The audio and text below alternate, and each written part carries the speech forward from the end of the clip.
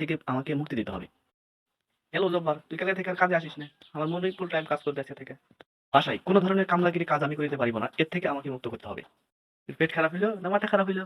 হ্যাঁ, বাড়ির সিস্টেমটাই খারাপ। তো আরো কি কিছু বাকি আছে? অপমানিত, লজ্জিত এবং সমালোচিত। কিছু বোধশক্তি তোর আছে।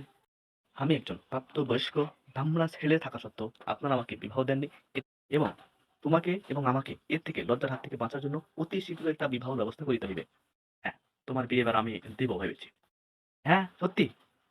তবে মেয়ের বাপ রাজি হবে কিনা জানি না। কেন? তোর মতো ক্যাটাগরি ছেলের সাথে তোর মেয়ের বিয়ে কি তুই দিবি? No, never. জিন্দেগি তো না। অসম্ভব। Exactly, that's my point. কিন্তু বাবা বাকি দাবিগুলো? তুই খালি আমার একটা দাবি মেনে নে, তারপর দেখতেছি। দিন আমার সামনে এরকম ছেঁচড়া দাবি নিয়ে আসবি না। উত্তেজিত হয়ে না, উত্তেজিত হয়ে না। আগামী 7 দিন তোর ওই চেহারা আমাকে দেখাবি না।